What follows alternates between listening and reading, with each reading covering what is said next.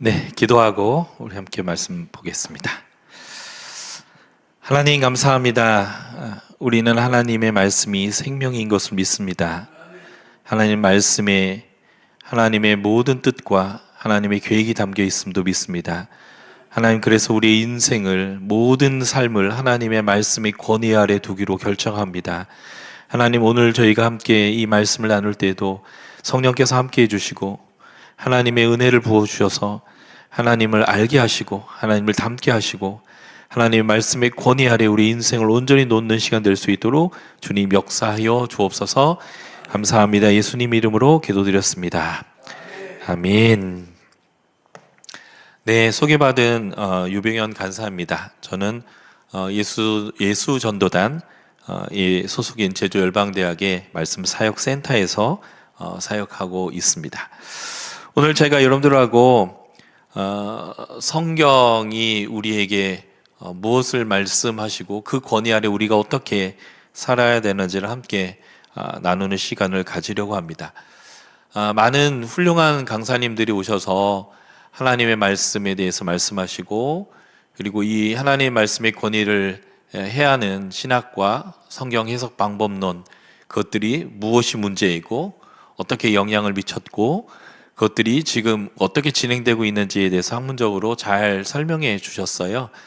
그래서 저는 성경 교사이고, 그래서 성경에 있는 말씀 자체를 가지고 하나님의 모든 말씀의 권위 아래 우리의 인생이 왜 들어가서 그 권위 아래 있어야 되는지를 함께 나누는 시간을 가져보려고 합니다. 말씀을 좀 우리가 같이 읽어보도록 하겠습니다. 자, 오늘 우리가 같이 볼 말씀은 신명기 6장에 있는 말씀인데요. 신명기 6장 4절부터 9절까지의 말씀입니다.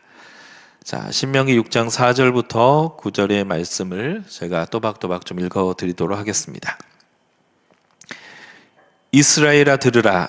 우리 하나님 여호와는 오직 유일한 여호와시니 너는 마음을 다하고 뜻을 다하고 힘을 다하여 내 하나님 여호와를 사랑하라. 오늘 내가 내게 명하는 이 말씀을 너는 마음에 새기고 내 자녀에게 부지런히 가르치며 집에 앉았을 때에든지 일어날 때에든지 이 말씀을 강론할 것이며 너는 또 그것을 내 손목에 매어 기호로 삼으며 내 미간에 붙여 표로 삼고 또 내 문설주와 바깥문에 기록할지니라. 아멘. 오늘 우리가 함께 읽었던 이 말씀은 쉐마라고 불리는 별명을 갖고 있는 말씀입니다. 4절이 이스라엘아 들으라 이렇게 시작하는데요. 이제 히브리어는 쉐마 이스라엘 이렇게 시작합니다. 쉐마라는 게 들으라라는 강조법인데요. 너무너무 중요하니까 귀를 쫑긋 세우고 마음을 열고 이것을 너희가 들어야 한다. 뭐 이렇게 이제 들으라, 쉐마, 이스라엘 이렇게 하는 말입니다. 이 말씀이 신명기 안에 담겨 있는데 신명기의 말씀 전체의 가장 핵심적인 말씀을 몇 절로 이렇게 뽑아라 하고 한다면 바로 이 신명기 6장 4에서 9절이 이 신명기의 핵심적인 메시지가 될 것입니다. 그만큼 아주 중요한 말씀인데, 그러면 이 신명기가 어떤 말씀인가라는 것을 우리가 살펴본다면 이 신명기 6장 4에서 9절의 말씀이 얼마나 중요한 말씀인지를 우리가 알게 될 겁니다.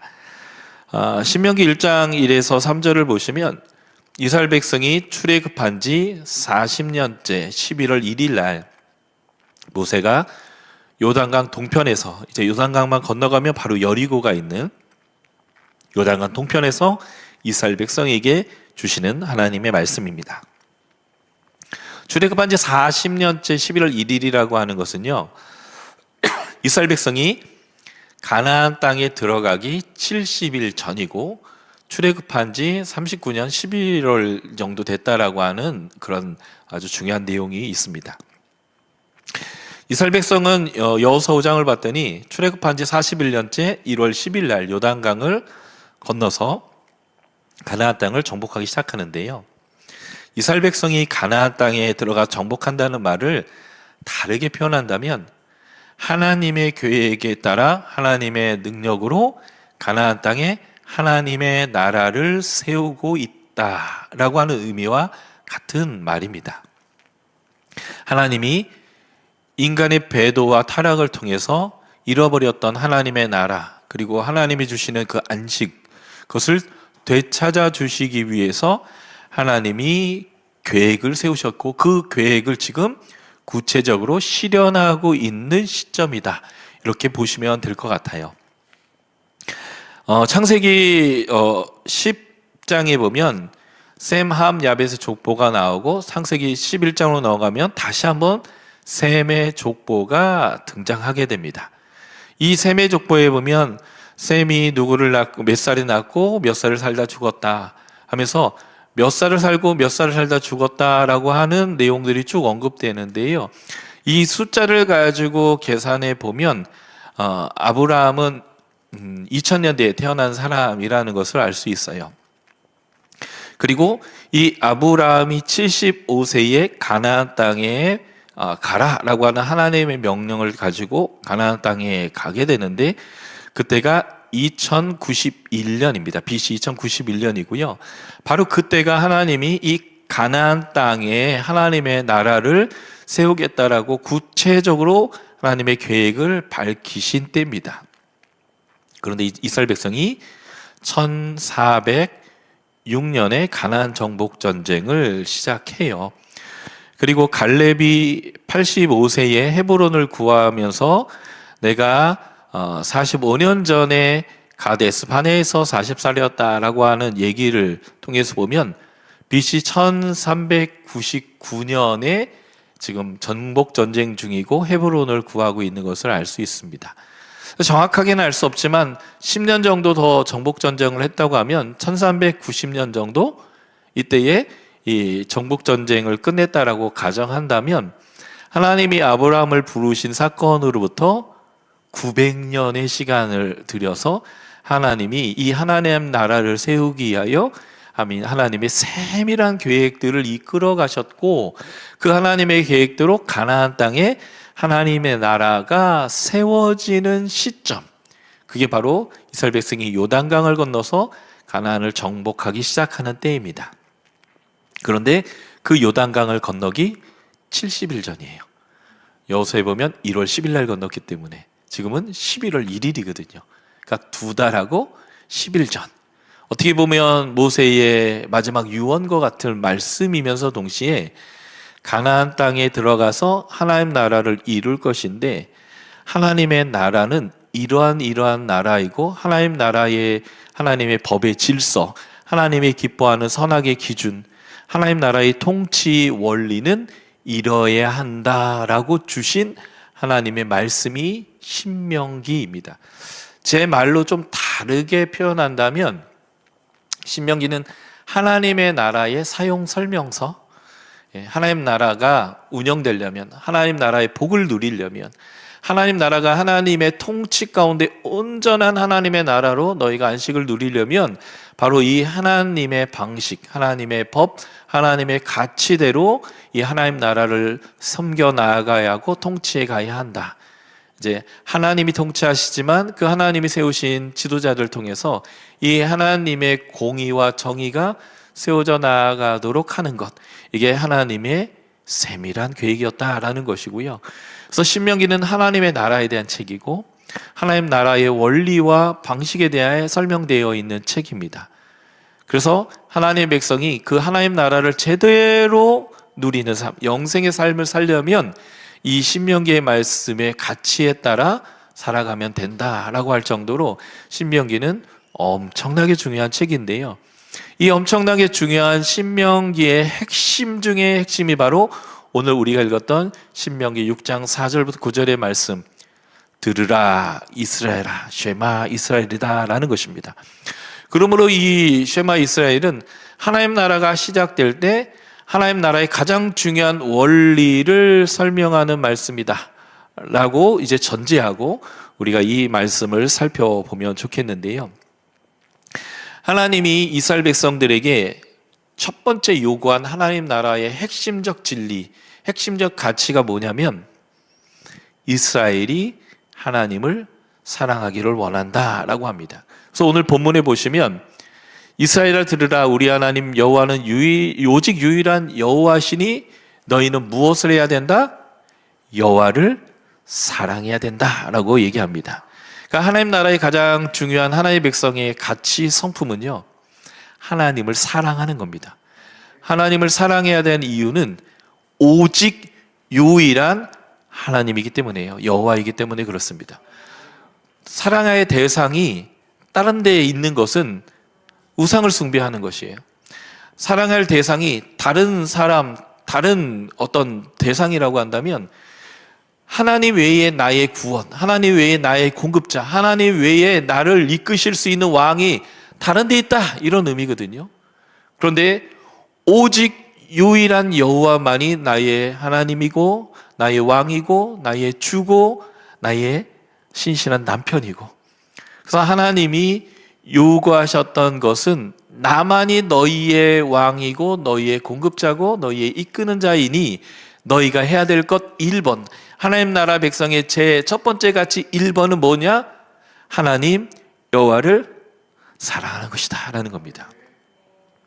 그래서 모든 성경의 말씀을 두 가지로 요약한다면 하나님을 사랑하라, 이웃을 사랑하라는 겁니다. 왜냐하면 요한일서 4장 8절 봤더니 하나님은 사랑이시라.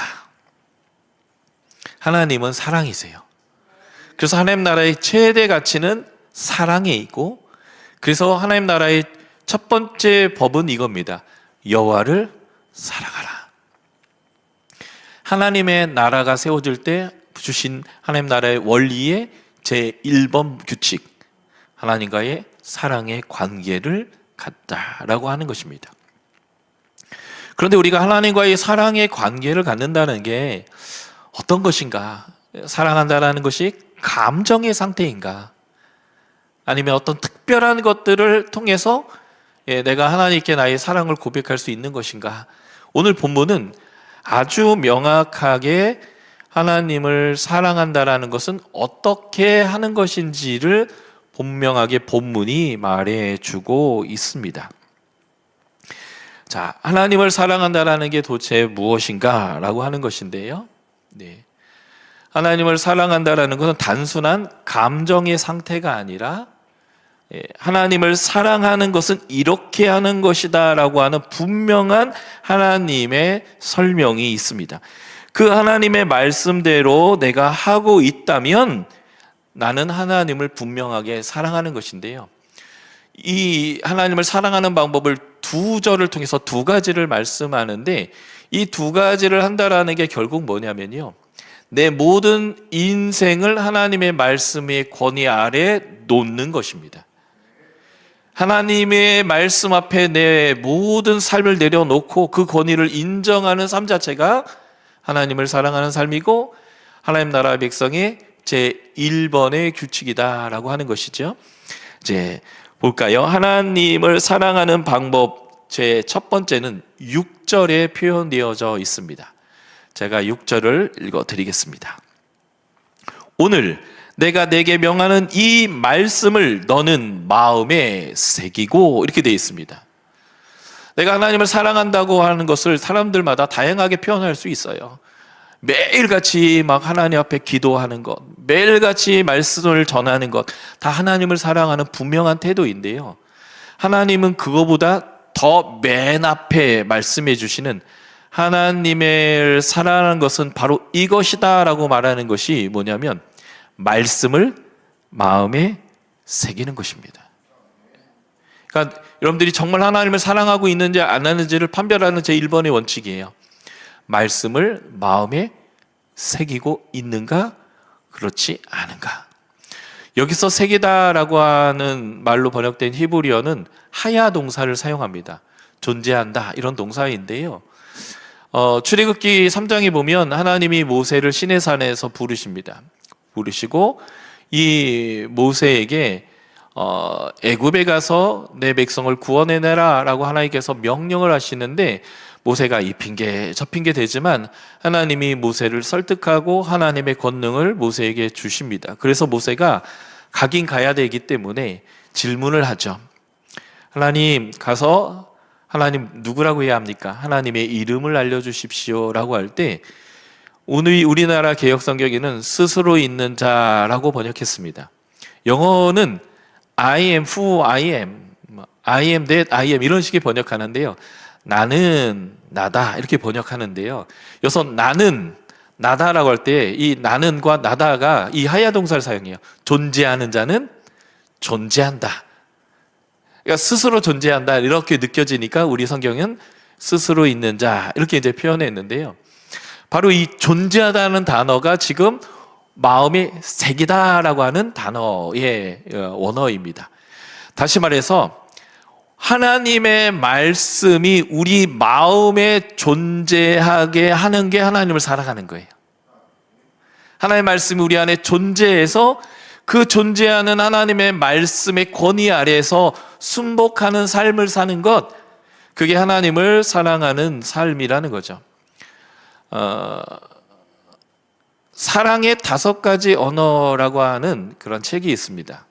사람마다 사랑을 주고 사랑을 받는 언어들이 있다라고 하는 거죠. 어떤 사람은 인정받는 것, 어떤 사람은 잘하고 있어, 당신은 정말 훌륭해요 라고 인정해 줄 때 내가 사랑을 받고 있구나 라고 느끼는 사람이 있습니다. 어떤 사람은 선물을 주고받을 때 사랑을 받고 있다라고 느끼는 사람이 있습니다.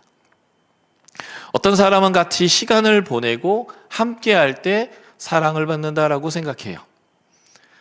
그래서 사랑의 언어를 이해하는 게 굉장히 중요한데, 결혼을 했는데 남편이 아내에게 평생 사랑을 해줬습니다. 남편의 사랑의 언어는 인정해 주는 거거든요.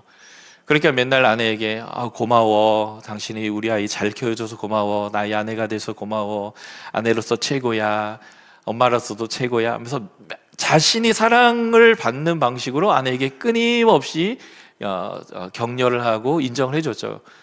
그런데 사실 아내의 사랑의 언어는 시간을 함께 보내는 거거든요.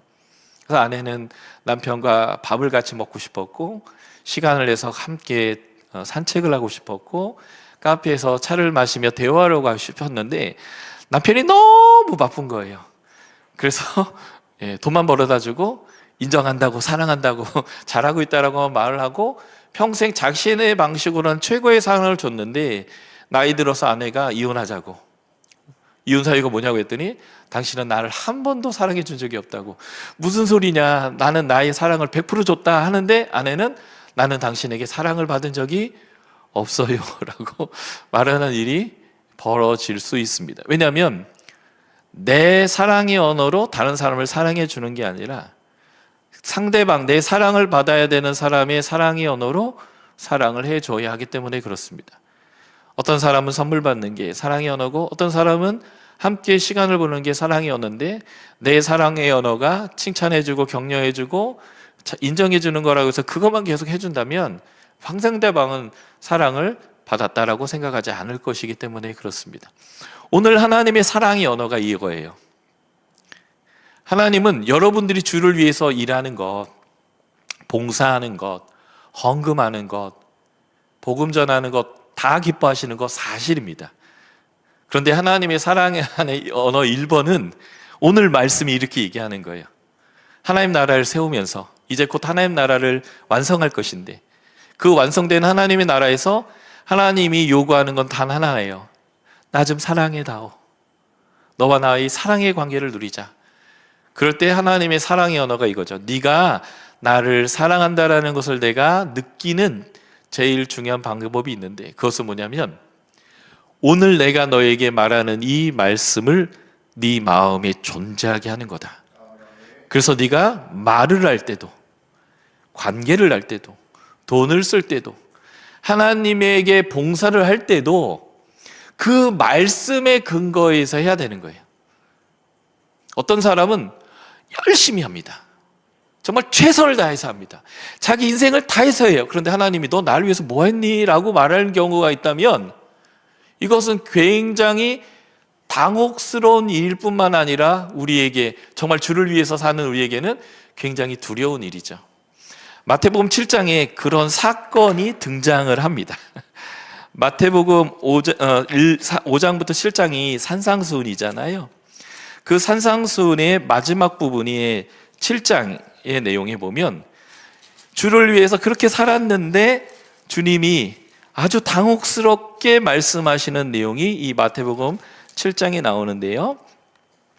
자, 마태복음 7장 21절부터 23절까지를 제가 읽어드리도록 하겠습니다. 마가복음 7장 21절부터 읽어드릴게요.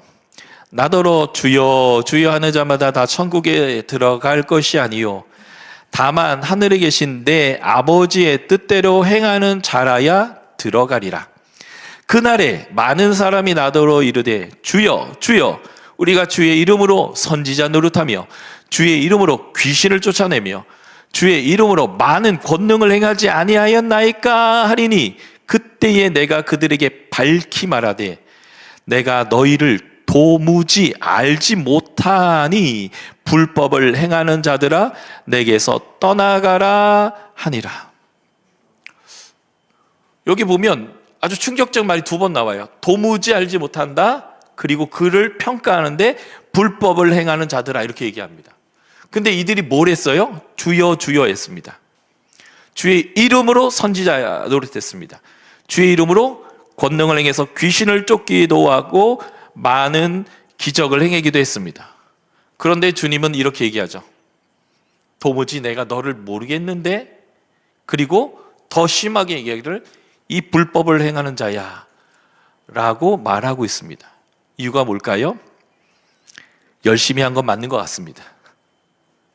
그런데 본문은 얘기하죠. 주의 뜻대로 행하지 않았다는 거예요.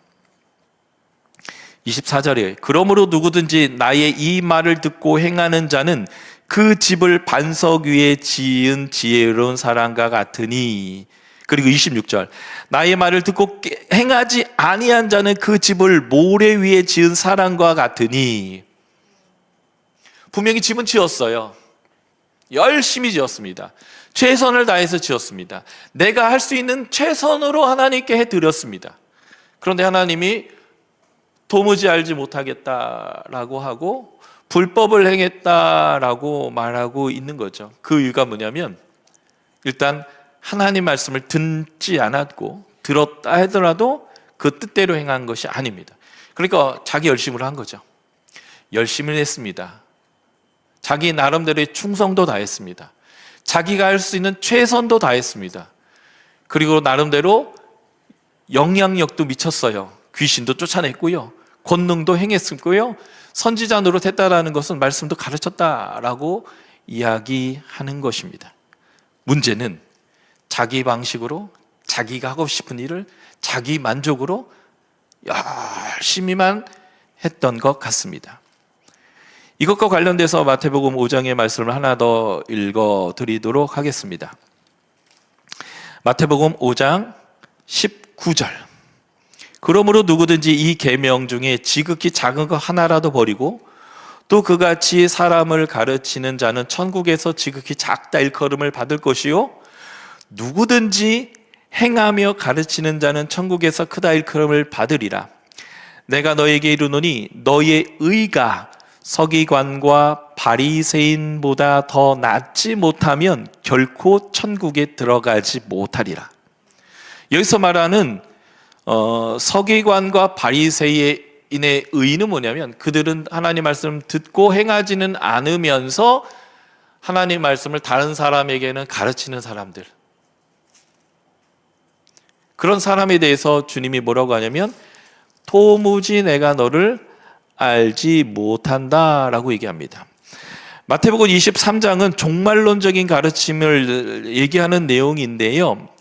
마태복음 23장의 내용을 제가 좀 읽어드릴게요. 23장 1절입니다. 이에 예수께서 무리와 제자들에게 말씀하여 이르되 서기관들과 바리새인들이 모세의 자리에 앉았으니 그러므로 무엇이든지 그들이 말하는 바는 행하고 지키되 그들이 하는 행위는 본받지 말라. 그들은 말만 하고 뭘 안 한다고요? 행하지 아니하며 또 무거운 짐을 묶어 사람의 어깨에 지우되 자기는 그것을 한 손가락으로도 움직이려 하지 아니하며. 여기서 이제 랍비들의 용어인데요. 랍비들은 성경을 해석해서 이 말씀을 지켜야 한다라고 제자들에게 가르치는 것이 그들의 어깨에 멍에를 씌운다 또는 그들의 어깨에 짐을 지운다라는 의미입니다. 한마디로 말하면 성경은 해석해요. 그리고 가르치긴 합니다. 그런데 그가 해석하고 가르치는 건 지키기가 너무 어려운 아주 어렵게 그들에게 의무를 막 씌워요. 그런데 자기는요, 손가락 하나 까딱하지 않습니다. 행하지 않는다는 뜻이에요. 말만 하고 가르치기만 하고 행하지 않습니다. 이런 사람들이 바리새인과 서기관이에요. 그러니까 바리새인과 서기관의 의보다 낫지 못하면 하나님의 나라에 들어갈 수 없다라고 주님이 말씀하는 것입니다. 다시 신명기의 말씀으로 돌아갈게요. 신명기 6장 6절, 하나님의 사랑의 언어입니다. 하나님은 사랑받기를 원하는데 하나님을 사랑한다면 하나님의 사랑의 언어로 우리의 사랑을 표현해야 됩니다. 그 하나님의 사랑의 언어 1번은 네가 무엇을 먼저 하는 것보다, 네가 어떤 업적을 이루는 것보다 더 우선적으로 얘기하는 거예요. 내가 오늘 내게 명하는 이 말씀이 네 안에, 마음 안에 존재하여 너의 세계관이 되고 너의 가치가 되고, 그래서 너의 언어와 결정과 관계와 모든 삶의 결정들이 하나님의 말씀에 기반한다면, 다시 말해서 하나님의 말씀의 권위 아래 너의 인생을 놓아둔다면 너는 하나님을 사랑하는 것이다 라고 분명하게 말씀하시는 겁니다. 이게 하나님의 사랑의 언어인 거죠. 자, 두 번째, 하나님이 너 나 사랑하는구나 라는 것을 인정하는 하나님의 말씀이 있습니다. 그게 바로 7절입니다. 7절 읽어드릴게요. 내 자녀에게 부지런히 가르치며 집에 앉았을 때이든지 길을 갈 때이든지 누워있을 때이든지 일어날 때이든지 이 말씀을 강론할 것이며. 아멘. 그러니까 하나님의 말씀을 우리의 마음 안에 가치로 존재하게 하는 것뿐만 아니라 누구에게도 이것을 존재하게 하냐면 우리가 가장 소중하고 우리의 모든 것들을 줄 수 있고 아프면 내가 대신 아팠으면 하는 내 자녀, 그 자녀의 마음에도 이 말씀이 존재하게 한다면 하나님을 사랑하는 거 100%다라고 말씀하시는 겁니다. 그래서 내 안에 존재하고 있는 말씀이 없다면 당연히 내 자녀의 마음에 존재하게 할 수 있는 게 없겠죠. 그래서 우선은 이것입니다. 내 안에 하나님 말씀이 존재하게 하는 것, 그것을 해야 합니다. 그래서 이게 없어지지 않도록 아예 새기라고 하는 거예요. 그런데 정확한 의미는 하나님의 말씀이 내 안에 존재하여서 무엇을 하든 간에 그 말씀을 통과하여 말하고 행하라는 거죠. 그리고 내 안에 존재하고 있는 그 말씀이 나의 자녀에게도 존재하게 한다면 이것은 정말 하나님 사랑하는 것이다 라는 겁니다. 나쁜 아빠라도 자식이 떡을 달라는데 돌을 줄 사람 없고 고기를 달라는데 뱀 줄 사람이 없고, 악한 아버지라도 좋은 것을 줄 줄 알거든 하늘아버지는 더 좋은 것 주시지 않겠느냐라고 말씀하시는 것처럼 부모는요, 자연스럽게, 내가 악인이라도 자연스럽게 자녀에게 제일 좋은 것을 주려고 합니다. 그런데 내가 지금 자녀에게 주고 있는 좋은 것 안에 하나님의 말씀이 없다라고 한다면 그것은 과연 내가 좋은 것으로, 가장 소중한 것으로, 가장 귀한 것으로 여기고 있는 것인가 한번 질문해 봐야 합니다. 부모는 의식하지 않아요. 계획하지 않아요. 그래도 자연스럽게 내 자녀에게 내가 생각할 때 가장 소중하고 좋은 것을 내주는 사람입니다. 그런데 내가 지금 내 자녀를 키우고 있어요. 5년을 키웠든 10년을 키웠든 20년을 키웠든 30년을 키웠든 그 자녀에게 내가 끊임없이 내주는 삶을 살았을 것인데, 가장 좋은 것을 주는 삶을 살았을 것인데, 그 가장 좋은 것의 목록 안에 내 안에 존재하고 있는 말씀이 아니라고 한다면 그 사람에게는 사실상 말씀은 그렇게 귀하고 소중한 것이 아니라는 것입니다. 그래서 하나님은 네가 나를 사랑한다면 이 두 가지를 통해서 증명될 거라는 거죠.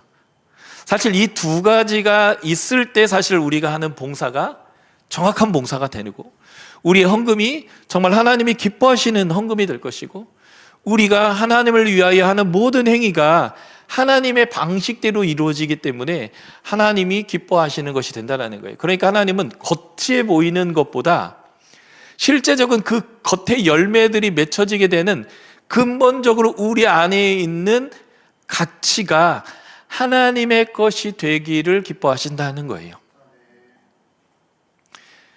하나님을 사랑한다는 것은 하나님의 통치 안으로 들어가는 것이고, 그것을 다르게 표현하면 하나님의 말씀의 권위 아래 우리의 인생을 모두 밀어넣는 것이고, 내 자녀의 인생 모두가 하나님의 말씀의 기반 위에서 사라지도록 하는 것이다라는 거죠. 그래서 어떻게 뭐라 얘기하냐면, 말씀을 강론하는데요, 집에 있을 때든 길을 갈 때든지 하래요. 그러니까 세상을 이분법으로 얘기하는 거죠. 집 안에 있는 사람과 집 밖에 있는 사람, 어디에 있든지 해야 합니다. 누워 있을 때든지 일어날 때든지. 세상에는 두 종류의 사람이 있는 거예요. 쉬려고 누워서 자는 사람과 있고, 일어나서 깨 있는 사람이 있는 거예요. 어떤 상황이든, 어디에 있든, 어떤 상황에 놓여 있든 뭘 해야 합니까? 말씀을 강론해야 합니다. 그래서 여기 부지런히라고 가르치라고 되어 있는데요, 제가 부지런히라는 히브리어 원어를 이렇게 쭉 살펴봤더니 날카롭게라는 의미가 있더라고요. 날카롭게, 정확하게 이 아이의 삶의 방향이 되고, 이 아이의 삶의 원리가 되고, 이 아이의 삶의 가치가 되도록 날카롭게 해도 되고 안 해도 되고, 하면 좋고 안 하면 어쩔 수 없고, 그런 개념이 아니라 날카롭게 부지런히 가르쳐서 그 아이 안에 존재하게 하는 일을 해야만 한다라는 의미가 있습니다. 이게 쉐마이죠. 하나님이 하나님 나라를 세울 때 하나님 나라를 누려야 되는 이스라엘 백성에게 요구한 가장 중요한 말씀, 들어라 이스라엘아, 너는 나를 좀 사랑했으면 좋겠다.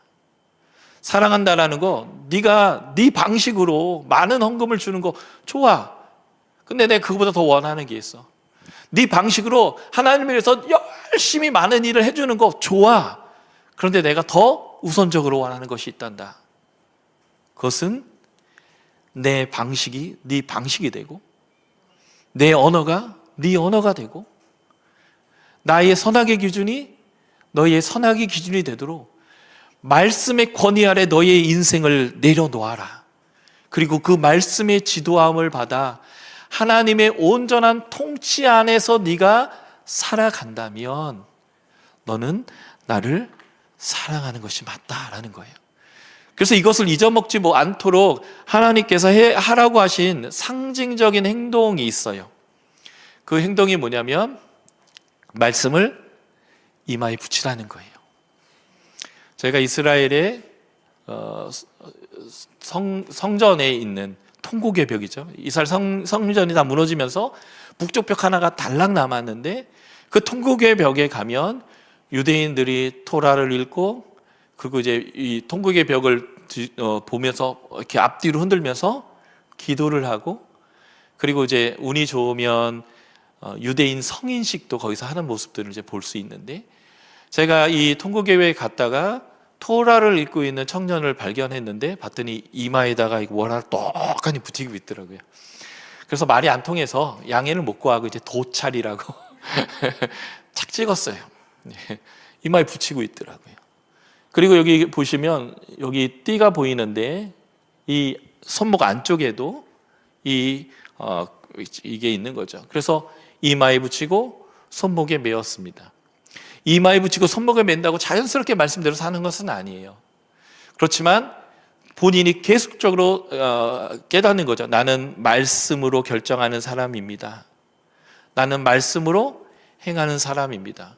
그래서 내 손을 들어 때리고 빼앗을 수도 있지만, 내 손을 내밀어 일으키고 안아주고 내 것을 그에게 나눠줄 수도 있는데, 내 손이 하는 모든 행위는 말씀에 의해서 규정된 삶을 살 것이고, 내 손이 하도록 결정하는 내 마음과 내 생각은 하나님의 말씀에 의해서 나는 이 모든 것들을 행하겠습니다.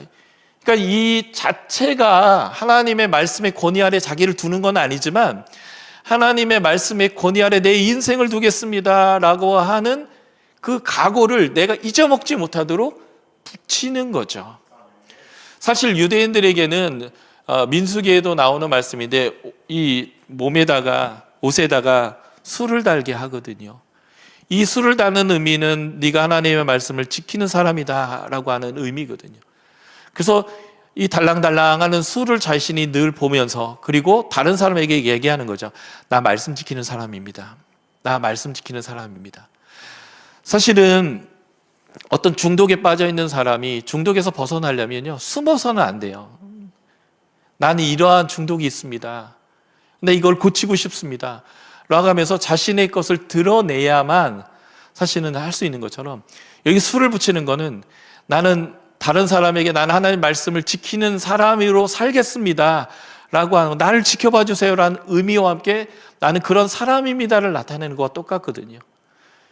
그래서 하나님은 이마에 손목에 이것을 매라 라고 합니다. 그리고 이것을 문설주에도 붙이라 라고 했거든요. 통곡의 벽으로 들어가는 대문이 있어요. 대리석으로 된 큰 문이 있는데, 통과하다가 눈이 보배라고 제가 이걸 발견했습니다. 이게 통곡벽에 있는 메주자인데, 여기 빈 통에다가 이 쉐마의 말씀을 넣어가지고 이렇게 이제 붙이는 거거든요. 어떤 의미에서는 저는 이렇게 생각합니다. 내가 집안에 있다가 이 문을, 메주자가 붙어있는, 말씀이 붙어있는 문을 통과해서 나가요. 나가면서 이 말씀을 보잖아요. 그러면서 뭘 결정할까요?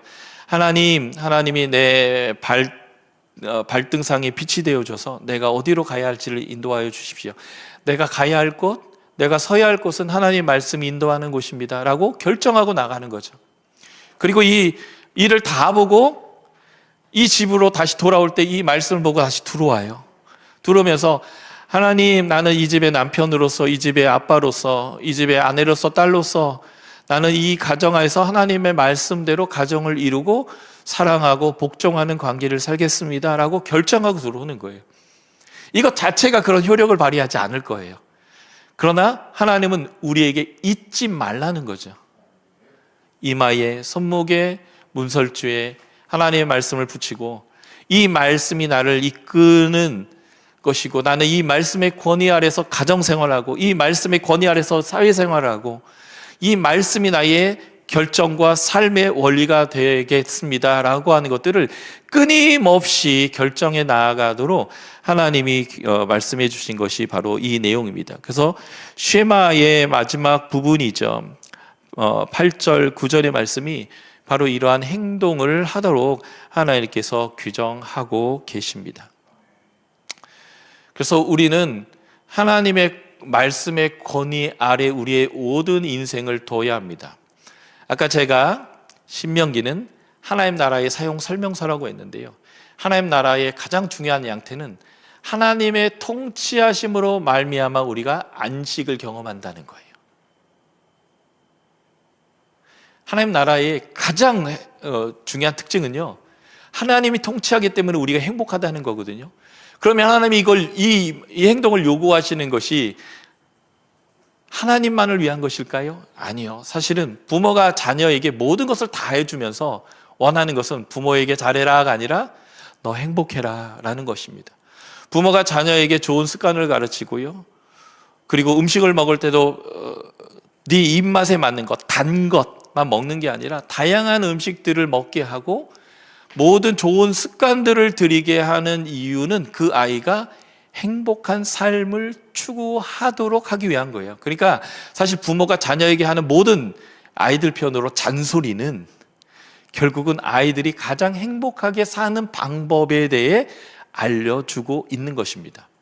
하나님이 지금 요구하시는 들으라 이스라엘아라고 해서 이 요구하시는 이 두 가지는 하나님이 사랑을 느끼는 사랑의 언어이면서 동시에 하나님 나라를 가장 잘 누리고 가장 행복할 수 있는 방법을 우리에게 말씀하신 거죠. 그러므로 우리의 모든 인생을 하나님의 말씀의 권위 아래 내려놓는 것은 하나님이 막 쓰는 종으로서 나의 것은 없고 하나님만이 영광받는 그러한 삶이 아니라 하나님 사랑받고 하나님이 영광받으면서 동시에 우리가 가장 행복한 삶을 누리게 하는 방법으로서 하나님이 우리에게 주신 명령이다라고 하는 것을 우리는 꼭 기억할 수 해야 합니다.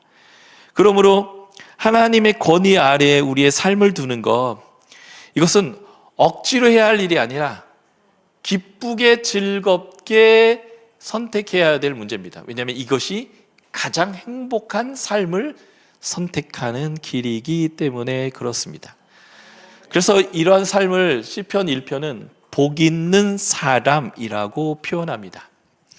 이러한 사람은 복이 있어라. 이제 히브리어로 얘기하면 그렇게 표현하거든요. 복이 있어라 이러한 사람은 하면서 설명을 하는데요. 복 있는 사람이 하지 않는 것 3가지와 복이 있는 사람이 하는 2가지가 있습니다. 다시 말해서 하나님 나라 백성으로 하나님의 나라를 온전히 누리는 사람이 하지 않는 것 3가지와 하는 것 2가지다라고 우리가 볼 수 있겠죠. 제가 일단 이 본문을 읽어드리겠습니다. 1장 1절부터 3절인데요. 복 있는 사람은 악인의 꾀를 따르지 아니하며 죄인의 길에 서지 아니하며 오만한 자들의 자리에 앉지 아니하고 오직 여호와의 율법을 즐거워하여 그 율법을 주야로 묵상하는도다. 그는 시냇가에 심은 나무가 시절을 따라 열매를 맺으며 그 잎사귀가 마르지 아니하는 같으니 그가 하는 모든 일이 다 형통하리로다. 아멘. 그러면서 이 의인과 악인이 어떻게 갈라지는지를 설명하죠. 의인은 하나님이 인정하시지만 악인은 바람에 나는 겨와 같이 망할 것입니다. 여기서 복 있는 사람이 하지 않는 것 3가지가 아주 중요해요.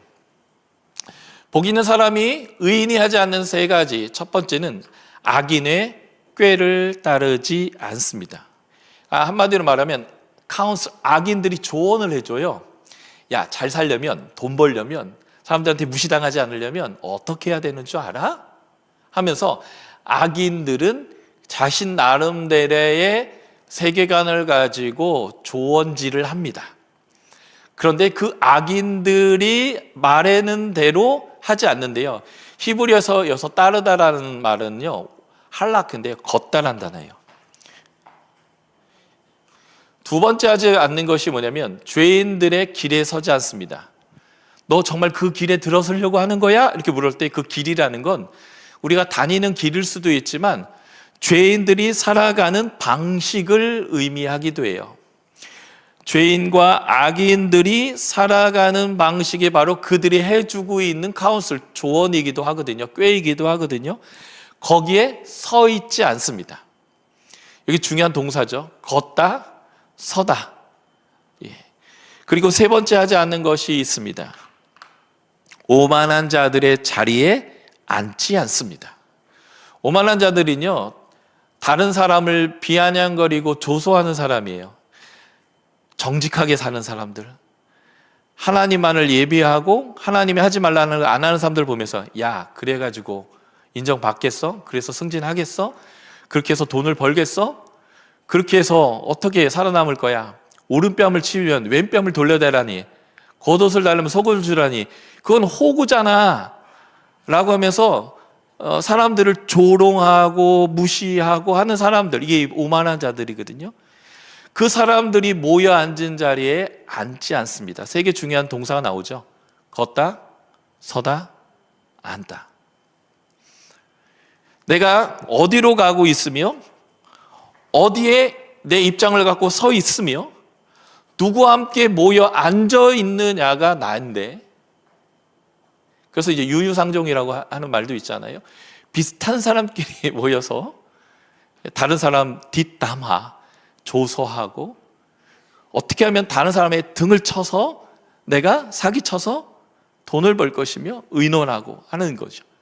그래서 복 있는 사람은요, 그 하나님을 버리고 하나님을 따르지 않는 사람들과 함께 걷지도 서지도 앉지도 않습니다.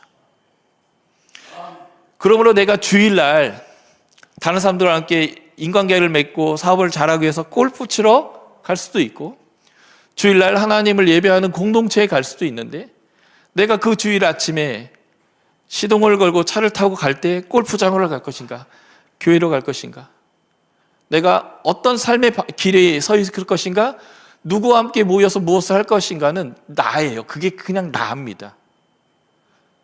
그런데 우리는 절대로 악인과 죄인과 오만한 자들의 길에 서지도 걷지도 앉지도 않는 사람들이죠. 이게 바로 우리의 첫 인생을 하나님 말씀의 권위에 두는 사람들이고, 말씀을 마음에 새긴 사람들이고, 그 말씀이 내 자식의 삶이 되도록 그들의 마음 안에도 존재하게 부지런히 날카롭게 가르치는 사람의 모습입니다. 그 모습이 바로 이 두 가지예요. 복 있는 사람이 하는 두 가지. 첫 번째가 뭘까요? 오직 여호와의 율법을 즐거워합니다. 근데 이제 제가 NIV 영어 성경을 봤더니 그의 즐거움이 하나님의 말씀 안에 있다, 이렇게 표현하더라고요. 예. 여러분들은 여러분들의 즐거움은 어디에 있습니까? 어디로부터 여러분들의 즐거움이 있습니까? 많은 사람들은 내가 즐거워하는 그것에 시간을 들이죠. 내가 즐거워하는 그 장소나 내가 즐거워하는 그것을 자연스럽게 찾아가고 쫓게 되어 있는데, 복 있는 사람, 의인, 하나님의 말씀의 권위 아래 쑥 들어가 있는 사람은 즐거움이 어디서부터 나오냐면 하나님의 말씀 안에 그의 즐거움이 있다라고 얘기합니다. 참 쉽지 않은 일일 수 있어요. 그런데 제가 어릴 때는 부모님들이 시금치가 맛있다, 밥은 씹으면 단맛이 난다, 양파가 참 맛있는 거다, 당근이 맛있다, 파가 맛있다, 이런 얘기 다 거짓말인 줄 알았는데, 나이가 들고 그 맛을 알기 시작하면서 이 야채가, 마늘이, 파가 참 맛있는구나라는 걸, 밥은 씹으면 씹을수록 단맛이 나는 것을 알게 됐거든요. 사실은 영적으로 어릴 때는 단 것만 좋아하는 것 같아요. 예, 그래서 진정한 그 맛을 잘 모르는데, 이제 좋은 부모 밑에서 잘 자라다 보면 결국은 성인이 되면서 이 맛이라는 걸 알게 되는 것처럼, 사실 처음에는 말씀 안에 즐거움이 있다고? 난 두 절만 읽어도 졸린데? 이렇게 생각 들 수 있습니다. 그런데 사실은 조금 훈련이 필요하겠죠. 그러나 결국은 말씀 안에 즐거움이 있음을 발견하게 됩니다. 우리의 말씀 앞에 즐거움이 있어야 합니다. 왜냐하면 말씀대로 살 때 진짜 하나님의 그 복, 하나님 주시는 안식, 기쁨, 이거를 세상이 알 수 없는 그 무엇을 말씀 안에서 순종하다 보니까 맛보게 되기 때문에 그렇습니다. 복 있는 사람이 하는 첫 번째는 말씀을 즐거워합니다. 두 번째가 뭘까요? 그 말씀이 좋으니까 읽을 뿐만 아니라 어디까지 갈까요? 밤과 낮으로 묵상합니다. 제가 이런 얘기를 들은 적이 있어요. 몇 년 전에 저희 예수전단을 한국에서 처음 시작했던 데이비드 로스 오데오 목사님이 이런 얘기를 하셨습니다. 제가 시애틀 몬로 쪽에 그 베이스가 있어서 강의를 갔다가 아침을 같이 먹었는데 농담을 하시면서 저에게 이런 말씀을 하셨어요. 한국 사람은 큐티는 하는데 묵상을 안 해. 큐티가 묵상 아닙니까? 그랬더니 그분은 큐티와 묵상을 조금 구분해서 생각하시더라고요. 큐티는 말 그대로 quiet time, 조용한 시간을 보내는 거예요. 시간을 띄고 장소를 정하고 방해받지 않는 장소에서 하나님의 말씀을 읽으면서 하나님이 이런 분이구나, 하나님이 이걸 기뻐하는구나, 하나님은 이거를 원하시는구나, 하나님이 우리에게 이런 복을 주시는구나 라는 하나님에 대해서 알아가는 것. 그래서 저는 큐티를 말 그대로 하나님에 대해 알아가는 조용한 시간이라고 저는 정의를 내립니다. 그런데 그 콰이어트 타임을 통해서 이제 시작하는 거죠. 조용한 장소에서 하나님께 기도합니다. 하나님 함께 해주십시오. 성령님 오셔서 깨닫게 하시고 알게 해주십시오. 도움을 구하고 본문을 핍니다. 뭐 생명의 삶이든 매일 묵상이든 날마다 샘쓰는 선물이든 자기가 이제 묵상하는 묵상집에 본문이 있겠죠. 그 본문을 신중하게 2번, 3번 읽습니다. 그리고 하나님이 주시는 레마의 말씀을 깨닫게 되죠. 그리고 그것을 적고 그 말씀이 내 삶 안에 어떻게 지켜져야 되는지 내 구체적인 적용을 적습니다. 그리고 기도도 하죠. 하나님, 오늘 이 말씀이 이렇게 얘기하시고 그래서 내가 이 말씀에 따라 나는 이러이러하게 하겠습니다. 하나님 도와주십시오 라고 기도문까지 다 작성하고 기도합니다. 그리고 딱 덮죠. 그리고 그 순간부터 다음날 아침 새로운 본문을 만날 때까지 그 말씀 나오고 아무 관계가 없어요. 그냥 망각의 샘으로 깊이 던져버립니다. 관계가 하나 있다면 이런 게 있어요. 오늘 내가 묵상을 했으니까 하나님이 뭔가 나한테 잘해줄 것 같은 뿌듯함, 기대감. 그런데 오늘 아침에 내가 묵상한 본문도 잊어먹을 수도 있어요.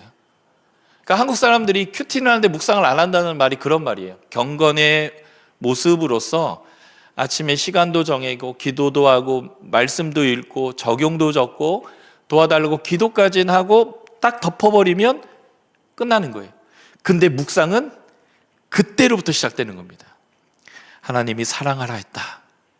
그럼 나도 사랑해야겠구나. 그럼 누굴 사랑해야 할까? 어제 내가 아내랑 싸웠는데 내가 진심은 아니지만 아내에게 험한 말을 하기도 했고 아내의 마음을 상하게 했는데 내가 어떻게 사랑을 표현할까? 오늘 아내가 좋아하는 꽃을 사올까? 아니면 그 전에 아내가 뭐 먹고 싶다고 했는데 아내와 함께 외식을 할까? 이건 이제 사랑의 언어가 이제 선물 주는 사람일 때 그런데 아내에게 내가 어떻게 사랑을 표현할까 신지를 계속 묵상하는 거예요. 그리고 출근을 하게 되는데 오늘 내가 직장에서 내가 싫어하는 직장 상사를 만나게 되는 거죠. 그런데 하나님이 사랑하라 하셨어요. 그러면 내가 오늘 그 직장 상사를 어떻게 사랑할 것인가? 내가 커피 타려고 회사 온 거 아닌데 아침마다 커피 타오라고 막 짜증이 나가지고 어제는 커피 타면서 해가지고 이렇게 로얄 젤리도 섞어다 드리고 했는데 엊그저께는 너무 화가 나가서 랩도 했죠. 풋 해가지고 랩도 해가면서 막 타다 드렸는데 내가 그 사람을 어떻게 사랑할 것인가? 오늘은 내가 가다가 스타벅스에서 신선한 커피를 요구도 하지 않았지만 타다 줄 것인가? 하면서 순간순간 내가 사랑하라고 하셨던 말씀이 내 삶에서 실제로 내 안에 존재하게, 아까 쉐마의 말씀대로 안에 새기도록 존재하도록 할 때까지 계속 반복하는 것을 묵상이라고 저는 생각합니다. 그러니까 소위 제가 말하는 큐티와 제가 지금 정의내었던 묵상이 합쳐질 때 진정한 큐티와 진정한 묵상이 되는 건데, 원래 큐티도 그렇게 가르치고 묵상이라고 가르쳐도 그렇게 가르치는 것인데, 문제는 굉장히 많은 분들이 저도 오랫동안 이렇게 큐티나 묵상을 하면서 습관적으로 하나님에 대한 사랑의 마음으로 그 시간을 인내로 열심히 이 시간을 보냈지만 묵상책을 덮는 그 순간 나와 상관이 없었던 그 묵상들, 그게 우리 경험이죠.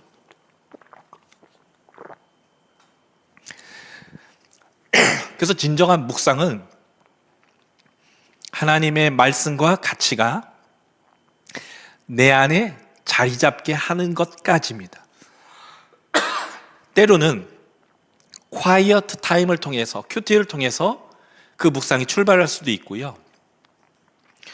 주일날 목사님의 설교를 통해서 깨달은 하나의 말씀이나 그 적용을 가지고 나에게 묵상할 수도 있습니다. 때로는 그냥 성경 통독을 위해서 성경 한 장을 읽었는데 그 한 장을 통독 중에 읽는 말씀 과정에서 그 말씀이 내 삶 안에 들어왔을 때 그것이 실제 내 안에 존재할 때까지 계속 되뇌이고 그것이 모든 상황에 잘 녹아내리도록 하는 것일 수도 있습니다. 그래서 저는 묵상을 꼭 아침에 또는 스스로 읽어서 뭘 발견하는 것만을 묵상한다고 생각하진 않아요. 기독교 방송을 틀었는데 설교한 말씀을 들었든지, 목사님의 설교를 들었든지, 내가 아침에 콰이어 타임을 했든지, 모든 과정, 여러 과정을 통해서 하나님의 성품, 하나님의 방법, 하나님의 계획, 하나님이 하시고자 하는 선악의 기준들을 내가 발견했다면 그걸 가지고 끊임없이 내 안에 자리 잡고 존재할 때까지 그 말씀을 계속 내 안에서 되씹어 되뇌이는 것, 이게 묵상인 거고요. 그것을 이렇게 표현합니다. 좋아하여서 그 하나님 말씀을 읽었더니 그 말씀 중에 내 안에 자리 잡아야 하는 가치를 발견했고, 그걸 발견하기, 그 가치를 내 안에 존재하기 위해서 어떻게 해요? 밤낮으로 내 안에 계속 되뇌이는 것이 복 있는 사람의 특징이다. 저는 이것을 이렇게 표현한 거죠. 전 인생을 하나님의 말씀의 권위 아래 두는 것이다 라고 저는 표현했습니다. 그래서 하나님을 알아가는 큐티뿐만 아니라 그것이 내 실제적인 내 가치와 삶과 언어와 결정과 관계의 법칙이 될 수 있도록 우리는 그 말씀을 계속적으로 되뇌이는 묵상을 할 필요가 있습니다. 그래서 가장 기본적인 건 저는 성경을 좀 읽었으면 좋겠어요. 즐거워하여 피고 읽었으면 좋겠습니다. 그 읽는 과정을 더 진지하게 하면 큐티가 될 것이라고 생각합니다. 그 말씀들을 계속 읽어가고 진지하게 그것을 내 삶 안으로 받아들이는 그 삶을 반복할 때 나는 더 이상 내가 어디로 가고 서고 앉고를 결정할 때 악인과 죄인과 오만한 자들의 조언에 따라 움직이는 것이 아니라 하나님의 말씀에 따라 가고 하나님의 방식 위에 서고 하나님이 기뻐하는 것을 위하여 사람들이 모여 앉아 의논하고 기도하고 그 일을 성취하기 위한 계획을 짜는 그러한 사람으로 나아가는 것. 그럴 때 이 신명기의 말씀대로 하나님의 나라를 누리는 거예요. 하나님은 아브라함을 2091년에 부르셨습니다. 1390년대에 가나안 땅에 집어넣었어요. 700년의 하나님의 세밀한 계획에 따라 하나님이 그 나라를 이제 주면서 하나님이 요구하는 거예요. 나 사랑했으면 좋겠다.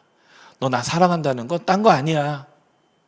내 가치가 네 가치가 되어야 하고, 내 방법이 네 방법이 되어야 하고, 내 갈망이 네 갈망이 되어야 하고, 내 선악의 기준이 네 기준이 되어야 하고, 내가 하고 싶은 일이 네가 하고 싶은 일이 됐으면 좋겠어. 더 나아가서 이 신앙이 너의 아들, 딸에게, 너의 손주와 손녀에게 계속 유지되어 가지고 니들이 하나님 나라를 계속 누렸으면 좋겠어. 그러니 너의 자녀의 마음에도 이것이 존재할 수 있도록 부지런히 날카롭게 어디에 있든 어떤 지금 상태에 놓여 있든 간에 계속 부지런히 가르쳤으면 좋겠다라고 말하는 거죠.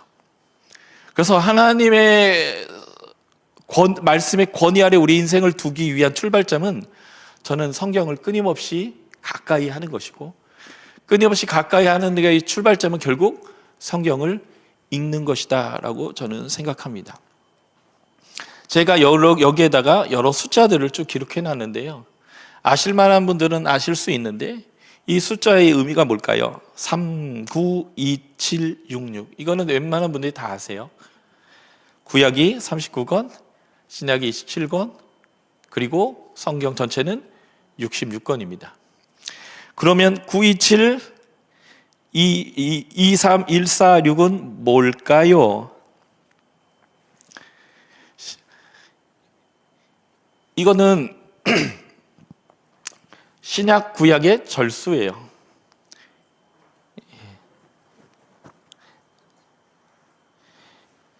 그래서 성경은 1389장으로 되어져 있고 절수는 31,102절로 되어 있습니다. 이게 굉장히 많아 보이지만 제가 여러분들에게 소망이 되는 말씀을 드린다면 성경이 이제 늘어나진 않을 겁니다. 여기까지. 하나님 계신 여기까지다라고 명확하게 우리가 정리했기 때문에 31,102절 이 성경의 말씀을 1년에 한 번 정도는 좀 읽었으면 좋겠다라고 제가 사람들에게 제안을 하면 사람들이 깜짝 놀라면서 목사는 하는 짓거리를 왜 나한테 시킵니까? 라고 어떤 사람들이 얘기를 하더라고요. 그래서 제가 계산해 봤습니다. 31,102절을 1189장으로 나눴어요. 나눴더니 한 장의 성경은 한 장이 평균 26절이고요. 예. 그리고 1189장을 365일로 나눴습니다.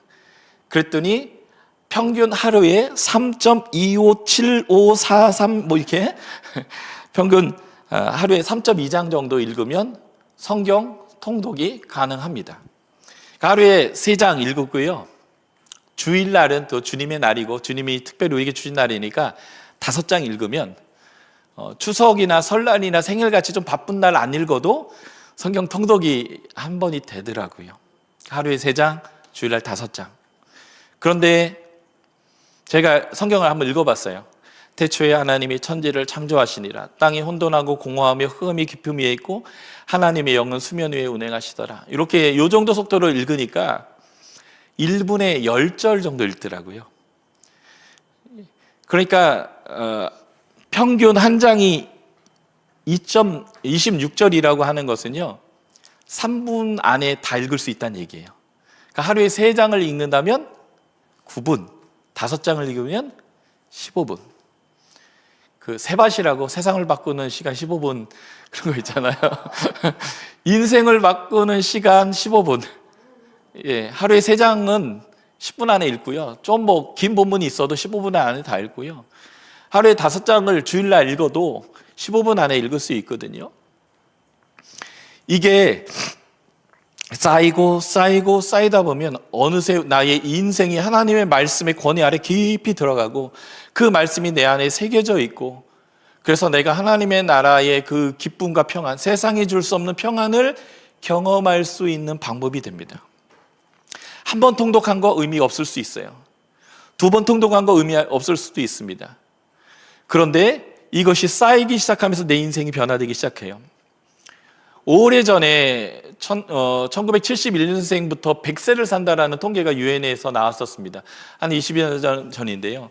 제가 1971년생이고 이제 50이 좀 넘었습니다. 그러니까 앞으로 45에서 50년을 더 살아야 되는 입장인데 저는 앞으로 45번에서 50번 이상의 성경을 읽을 수 있습니다. 그런데 이제 젊은 친구들이요. 젊은 친구들은 100세가 아니라 120세, 130세를 살 거거든요.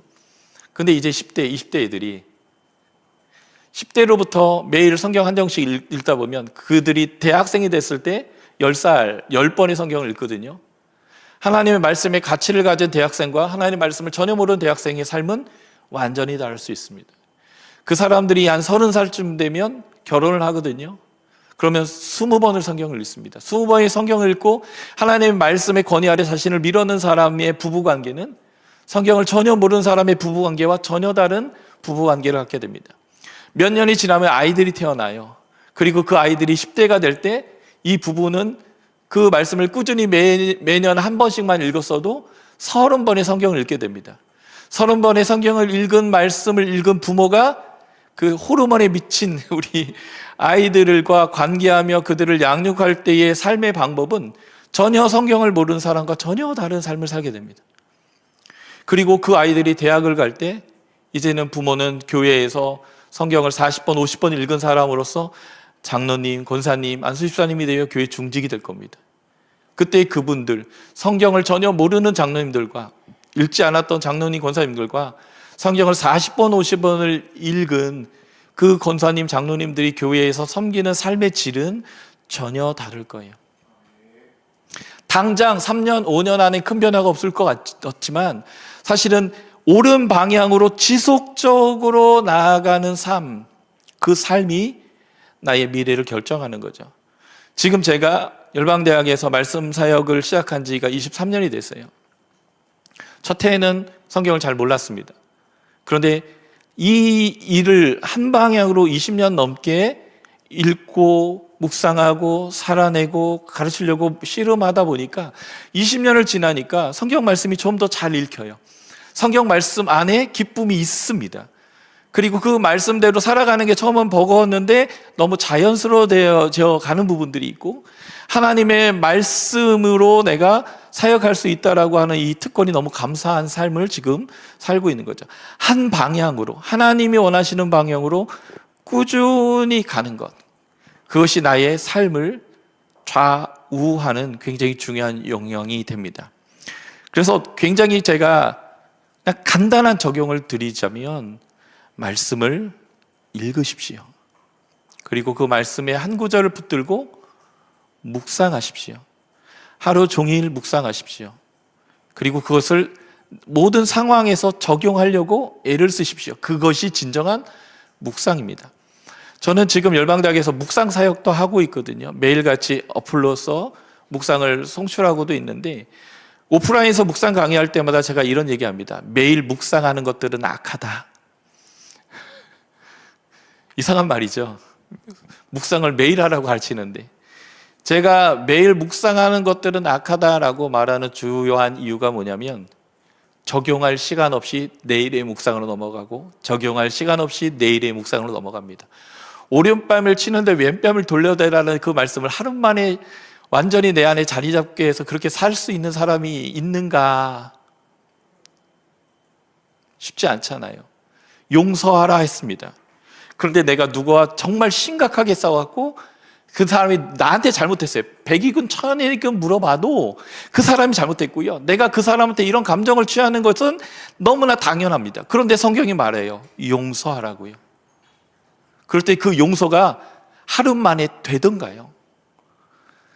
그러니까 저는 매일 묵상하는 것 자체를 반대하는 것이 아니라, 너무 매일매일 그렇게 새로운 본문으로 바꿔가면서 하나님 알아가기를 하다 보니까 어느 순간 머리는 산만하게 커졌는데 삶은 거기에 따라가지 아니하고, 그래서 말씀으로 남은 비판하고 정죄하는데 나의 삶에는 그 어떤 것도 적용하지 않은 그러한 묵상이 되어져 가는, 그래서 신앙생활을 30년 40년 됐더니 나름대로 성경은 아는데 삶에 크게 변화가 이루어지지 않는, 이러한 밸런스가 맞지 않는 이런 모습이 가장 중요한 모습은 결국 내 안에 존재할 때까지, 그래서 내 언어가 되고 결정이 되고 삶이 될 때까지 내가 끊임없이 그 말씀을 되뇌이는 일을 하지 않았기 때문에 오는 언밸런스이거든요. 근데 그것을 하나님 뭐라고 얘기할까요? 너 나 사랑하지 않는 것 같은데?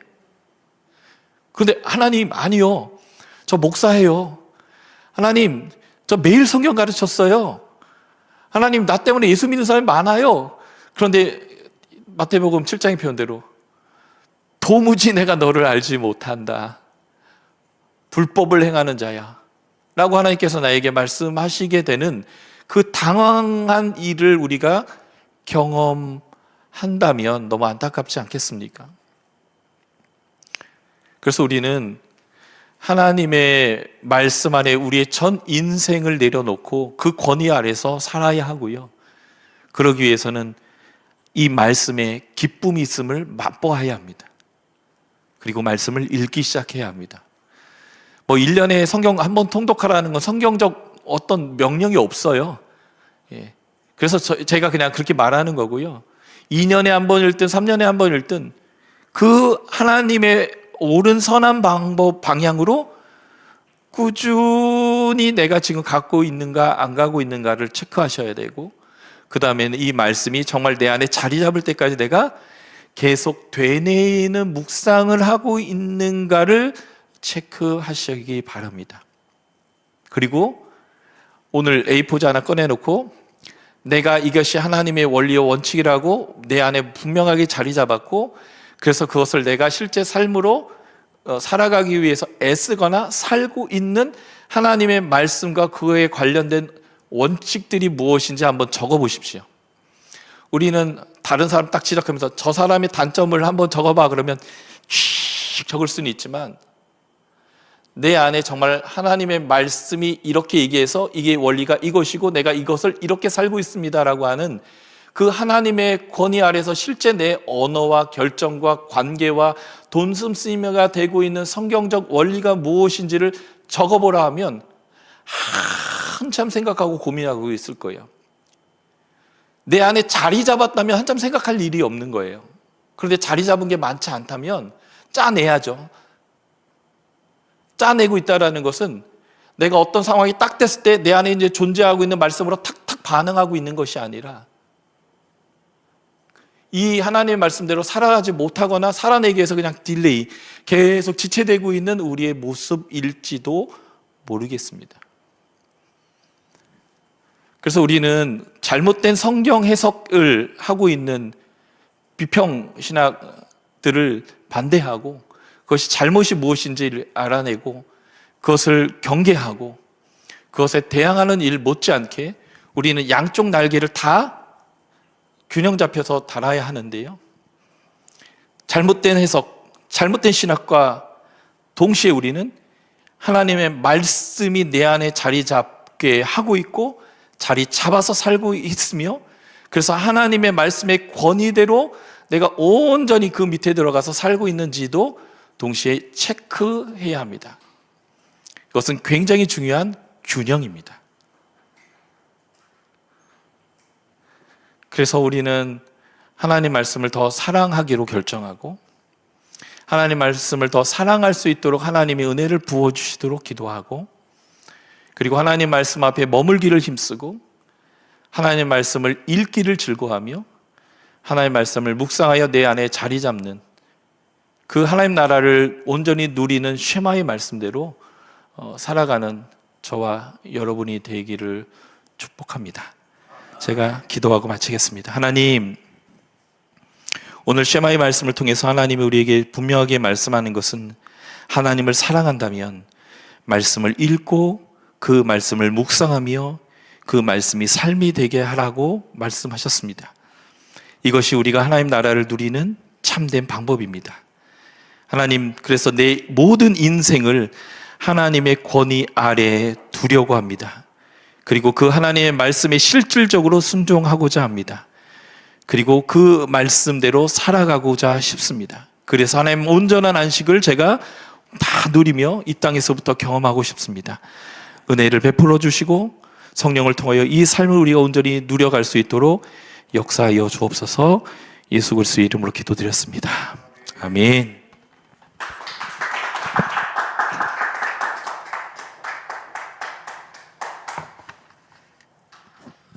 네, 오늘 또 우리 이병헌 목사님 전 인생을 성경의 권위 아래 놓으라라고 하는 제목으로 참 귀한 말씀 해주셨습니다.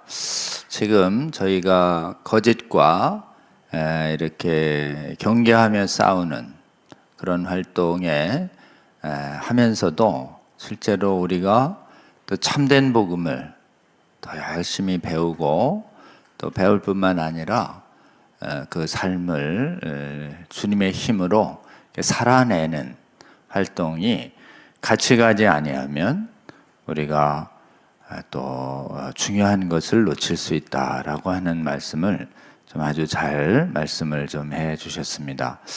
특별히 그 신명기 자체 안에서 우리 하나님을 사랑하라라고 하는 말씀은 말씀을 마음에 두고 그것을 또 행하는 것일 뿐만 아니라 그 행함의 또 1번도 우리의 사랑하는 자녀들에게 말씀을 부지런히 날카롭게 가르치는 것이다 라고 하는 그 말씀을 실제로 우리 삶에서 정말 이렇게 모든 삶에서 적응하기 위해서 시편의 말씀처럼 우리가 행해서는 안 해야 할 일과 마땅히 해야 할 일 중에 이게 말씀을 기쁨으로 이렇게 말씀을 배우는데 말씀을 아래 서는데 우리의 기쁨을 두고 또 그 말씀 아래서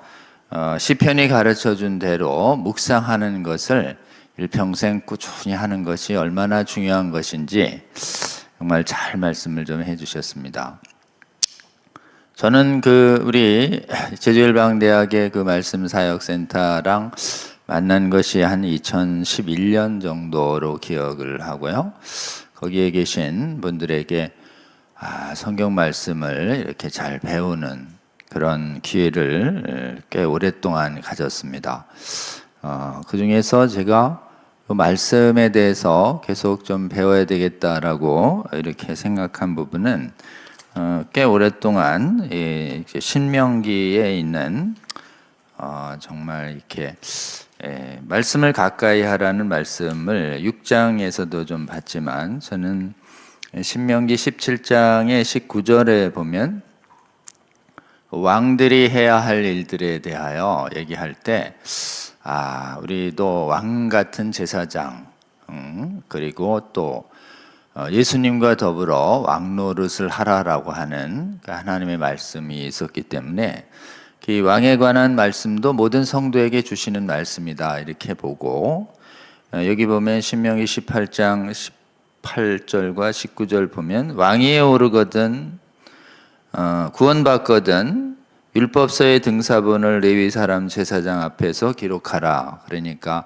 성경을 정말 잘 훈련된 목사님 앞에서 잘 배우고 평생에 자기 옆에 두고 읽어서 그의 하나님 여호와를 경외하는 것을 배우고 이 율법의 모든 말씀과 규례를 지켜 행하라 라는 이 말씀이 이렇게 계속 기억이 나서 좀 성경 공부 꾸준히 해야 되겠다 이렇게 생각을 하고 계속 좀 말씀 배우기를 이렇게 의식적으로 노력했는데 귀하신 목사님 통해서 그래도 말씀을 계속 좀 배우다 보니까 신구약에 어떤 말씀들이 있는지가 이렇게 좀 대략적으로 이렇게 좀 배우게 되고 그 부분 때문에 또 말씀이 우리 삶을 여러 가지로 이끄는 경험들을 좀 많이 했고 또 지금도 하고 있다라고 할 수 있습니다. 오늘 유병현 교수 목사님의 말씀을 우리 성수협 성도 여러분들께서도 잘 마음에 새겨 주셔서 실제로 제일 원수가 막는 부분이 뭐냐면은 말씀을 직접 우리가 읽고 묵상하고 또 말씀대로 살아가기 위하여 애쓰고 또 애쓰면 좀 안 되죠. 애쓰는 것 중에 가장 중요한 것이 말씀을 직접 읽고 말씀대로 살아낼 수 있도록 묵상하며 기도하는 것, 이것이 꾸준히 삶에서 계속된다면 하나님께서 성령 안에서 말씀 자체가 성령이시기 때문에 말씀을 통하여 우리 삶을 이끌어 가시는 것을 우리 각자가 모두 잘 경험하게 될 것이다 라고 보입니다. 특히 성수협에서 거짓 선지자랑 맹렬히 싸우는 이유는 신구약 곳곳에서 거짓 복음의 미혹을 막아서라는 말씀이 너무도 많기 때문에 그 말씀을 계속 묵상하고 또 준행하려고 하는 것이고요. 또 거짓은 항상 참 복음과 대조하면서 지금 거짓의 실체가 드러나게 되어 있기 때문에 여러분 성경을 못 믿게 하는 원수의 종들도요, 마귀의 종들도 부지런히 읽습니다. 성경 어디에 오류 있나 찾기 위하여. 근데 말씀을 진리됨을 증언하려고 하는 우리가 비평하는 사람들보다 더 읽어야 되지 않겠습니까? 당연히. 그러니까 우리가 읽어야 우리가 직접 가까이 하고 우리 마음에 말씀이 있어야 이 마귀의 거짓말을 이겨낼 수 있다. 이건 아주 지극히 당연한데 실제로 제일 또 우리 삶에 이렇게 지속하기 어려운 부분이 말씀을 꾸준히 읽어가는 것이다 라는 것을 오늘 다시 한번 기본을 잘 말씀을 해 주셨습니다. 여러분 우리 지금 한 10분이나 15분 하루에 이렇게 내면은 1년에 성경을 통독할 수 있을 정도의 시간이 된다고 하니 우리 삶에서 얼마나 많이 우리가 스마트폰을 보고 뭐 여러 가지 동영상을 봅니까? 그래서 하나님 보시기에 정말 이렇게 말씀으로 우리랑 교제하고 싶어도 뭘 말씀을 가까이 해야 교제를 하지. 하나님 보시기에 정말 우리가 하나님이 우리에게 찾아오셔서 교제하고 싶어도 우리가 너무 딴 것으로 지금 바쁘죠. 그래서 제가 보기에는 시간을 의식적으로 내서 좀 말씀을 가까이 하는데 좀 힘써 주시기를 바라고, 특별히 우리 예수전도단에서 나온 묵상 어플이 있습니다. 묵상 어플이 있는데요. 제가 성수협방에도 한번 좀 올리려고 하는데, TKG 메디테이션이라고 하는 그 툴이 또 있습니다. 그래서 많이 알려져 있는 생명의 삶 큐티도 있는데, 또 유병헌 간사님이 또 DTS에서 또 제주열방대학 말씀사역센터에서 하는 이 TKG 메디테이션이라는 프로그램도 여러분 깔아두시면은 거기에 또 매일매일 묵상의 본문이 올라오고, 또 그 부분에 대한 생각할 거와 묵상할 포인트를 우리 유병헌 목사님과 같은 팀들께서 이렇게 잘 친절하게 우리에게 매일의 묵상을 안내하는 프로그램이 있으니까요. 앱 스토어에서 TKG 치시면 메디테이션 나옵니다. 다운받으시면 또 잘 활용하실 수도 있습니다. 오늘 저희가 함께 좀 잠깐 기도하면 좋겠습니다.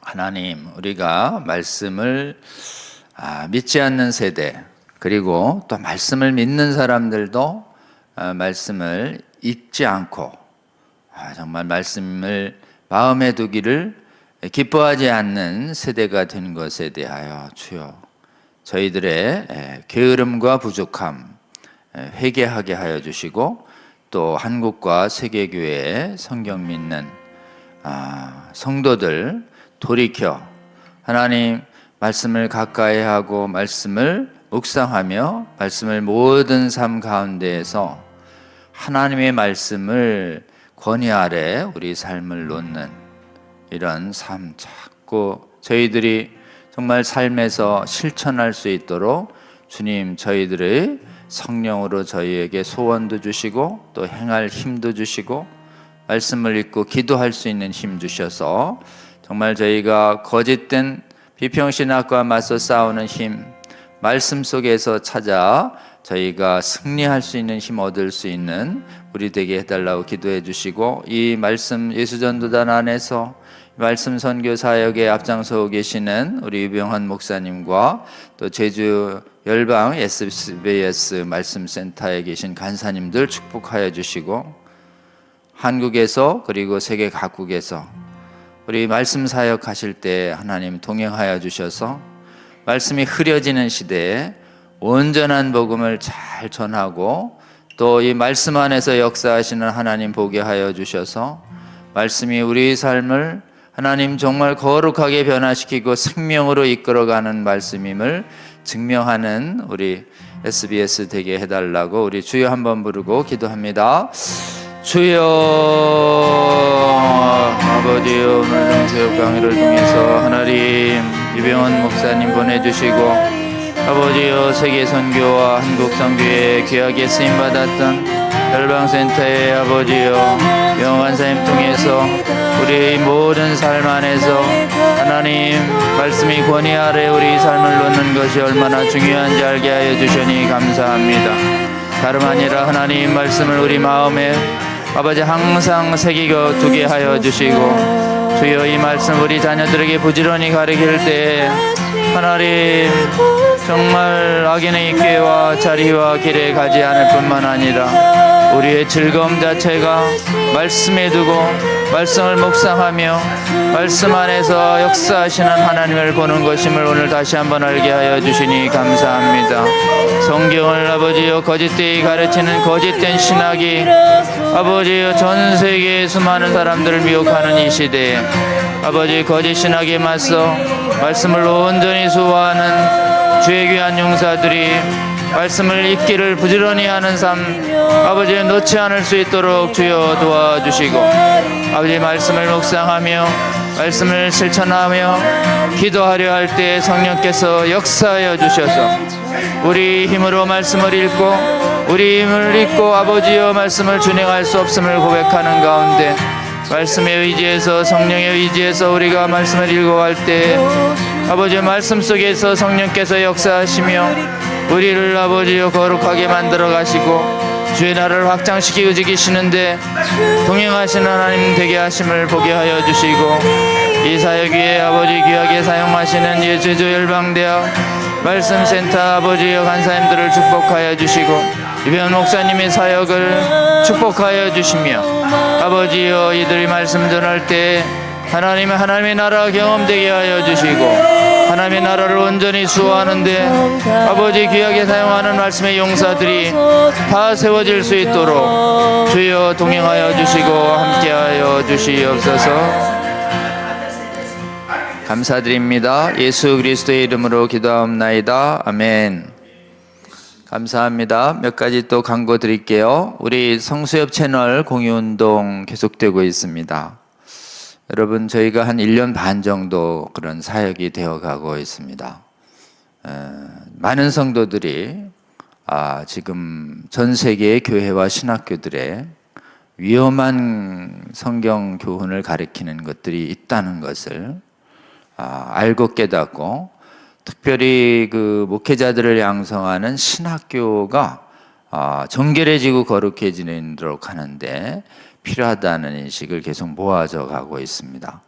여러분 이 강의를 통해서 여러분 많은 교회들과 또 목회자님들 또 성도님들 선교사님들에게 공유를 해 주셔서 사람을 미혹시켜서 믿음을 오염시키고 파괴하는 거짓된 신학을 잘 분별하고 막아서는 힘을 갖게 하나님 도와주시고 또 필요한 운동들이 계속 일어나서 적어도 성경 믿는 복음주의적인 한국과 세계 각국 교회 안에는 믿음을 파괴하는 거짓된 교훈이 가르쳐지지 않도록 잘 파수하는 일들이 일어날 수 있도록 여러분 성수협 강의 공유운동에 적극 참여해 주시기를 부탁합니다. 다음이요. 우리가 지금 구체적으로 성수협의 구체적 사역을 위해서 우리 복음 전도자를 세우는 성경 읽기 성순성이 계속 강의가 제공되고 있는데요. 33회 강의가 오늘 있습니다. 특별히 천국 복음 전도를 흐리거나 막고 있거나 사실상 형해화시키는 거짓 선교 신학이 참 많은 시대에 살고 있습니다. 이 거짓 선교 신학이 퍼지면서 교회와 선교 단체의 선교 역량이 급속도로 파괴되어 가는 현실이 좀 있습니다. 그래서 지금 복음 전도를 막는 아주 교활하고 교묘한 선교 신학이 어떤 것이 있는지 여러분께 좀 알려드리고 우리가 이 거짓 선교 신학을 경계하기 위해서 어떻게 바른 복음 전도에 관한 하나님 말씀을 배워야 하는지 오늘 좀 말씀드리려고 하니까요. 오늘 6시 30분부터 있는 우리 성순성 강의 33회 시간에 여러분 함께 해 주시기를 부탁을 드립니다. 다음이요. 우리가 성수협 성순성 전도 소그룹 모임을 가진 지 2달째 되어 가고 있습니다. 그래서 특별히 우리가 지키고 파수해야 할 곳이 여러 곳이 있지만 여러분 꼭 신학교 위해서 기도해 주시고요. 신학교가 얼마나 위력이 있냐 하면 신학교에 성경 못 믿게 하는 교수 한 분이 20-30년간 사역만 해도 그분 밑에서 20-30년간 배출되는 목회자들이 전부 성경을 안 믿게 만들어서 그 찬란했던 믿음의 유산을 가졌던 스코틀랜드 교회가 글래스고, 에버딘 그리고 에딘버러 신학교의 신구약학 교수 몇 사람 때문에 전부 믿음이 한 세대가 지나기 전에 파괴되는 심각한 상황입니다. 그래서 저희가 한국은 하나님께서 그래도 신학교에 성경 믿는 신학이 보존되도록 상당히 도와주셨는데 저희가 의식적으로 노력하지 않으면 한국의 신학교도 대단히 위험해지는 위험 증상들이 많이 나타나고 있고 여러분 이거 잘 막아서는 것은 수십 년간 목회자님들의 영혼을 막아서는 일이고 목회자님들의 믿음을 잘 지키면 그 목회자님들이 담당해야 할, 목양할 수많은 성도님들의 영혼이 지켜지게 됩니다. 그래서 세계의 신학교, 좋은 신학교 세울 때마다 계속 거짓 신학에 뺏기고 떠나고 뺏기고 떠나고 계속 뺏기기만 했는데요. 이것을 지키고 회복한 사례가 몇 개 안 됩니다. 근데 선진국의 나라 중에서 주류 신학교의 주류 학교의 주류 신학교를 지켜낸 데는 대한민국이 현재는 전 세계에서 현재 유일합니다. 그래서 대한민국이 잘 지키고 있는 전통 더 잘해서 세계에 또 확산시켜야 할 사명이 좀 있습니다. 뺏기기만 하지 말고 좀 성경 믿는 복음주의적 교회들이 빼앗긴 신학교를 좀 탈환했으면 좋겠다. 이런 비전이 좀 있습니다. 여러분, 이 비전에 함께 하시는 분들, 우리 전도서 그룹을 통해서 우리가 어떻게 활동할지 서로 나누고 또 함께 연대하고 교제하는 모임을 매주 목요일 오후 5시에 이 강의장에서 하고요. 이어서 저희가 2월 달에 각 신학교마다 좀 성수협 예수병사 훈련소 사경회를 한 3일간 가지려고 대략 계획을 짰습니다. 포스터가 나오는 대로 여러분께 공지시켜 드릴 테니까 여러분 주위에서 정말 잘못된 신학과 이렇게 싸워서 올바른 신학이 각 신학교마다 가르쳐지도록 하는데 비전 가지고 활동하실 수 있는 신학생 전도사님들이 계셔야 되고 또 이런 비전이 있는 또 교수님들도 모이셔야 되고 또 이 목회 여러 가지로 바쁘지만 진짜 신학교가 중요하니까 신학교를 파수하는 일에 관심 갖고 돕겠다는 목회자님과 성도님들 그룹, 요 4군 그룹이 필요합니다. 그래서 요 사경회를 통해서 이분들이 교제하고 무장하고 협력할 수 있는 장을 마련하려고 하니까요. 소그룹에도 활동해 주시고 또 예병소 사경회가 2월 11일, 12일, 13일 계획 중인데요. 벌써 나오는 대로 여러분 주위에 꼭 필요하다고 생각하는 분들께 권유해 주셔서 진정한 정말 이렇게 용사들이 세워지게 해주시고 가장 모범적인 단체가 지금 감신안에 활동 중인 바이블모스 전도사님들인 것 같습니다. 그 전도사님들 오셔서 또 간증도 하고 교제할 텐데 함께 해주시면 좋겠습니다. 또 다음이요. 네, 저희가 말씀을 마음에 두고 또 묵상하며 행하려고 할 때 우리는 우리 안에 있는 정말 끝없이 있는 구원받고도 남아있는 아주 뿌리 깊은 부패성을 보게 됩니다. 그래서 말씀을 읽고 묵상하며 준행할 때 절대적으로 기도를 통해서 성령에 의지하지 않으면 스스로의 힘으로 말씀을 준행할 수 있는 힘이 나오질 않습니다. 그래서 여러분 꼭 기도를 병행해 주시길 바라고 우리가 또 우리 예수님이 하신 기도 중에 새벽 기도도 있고 밤 기도도 있습니다. 산 기도도 있는데 저희가 일주일에 한번 산 기도를 통해서 특별히 기도의 제목에 개인이 여러 가지 문제 해결을 가지고 하나님께 나아갔던 종전의 산 기도도 있지만 전 세계의 교회가 지금 성경 믿는 믿음이 파탄되고 오염되고 있는 이 현실을 애통해 하면서 각 교단과 각국의 그 신학교와 주류교회들이 성경을 믿는 신앙으로 돌아와서 성경 읽기를 즐거워하고 성경 읽기를 정말 생활화하는 그래서 예배자들과 선교사들이 텅텅 비어가던 서구의 그 중심지에 있는 그 수많은 교회들이 다시 성경 믿는 성도들이 채워질 수 있도록 우리가 전 세계에 있는 하나된 교회를 위해서 기도해야 하는데 이 기도가 진짜 필요한데 이 기도 산에서 해야 되겠다라고 생각해서 저희가 시작한 지가 한 1년 됐습니다. 여러분 우리 산기도 같은 기도 제목을 방에 공유하고 있는데요. 각 처에서 함께 기도해 주시고 여건이 되시는 대로 여러분 또 산에서도 함께 모여서 함께 기도해 주시면 좋겠습니다.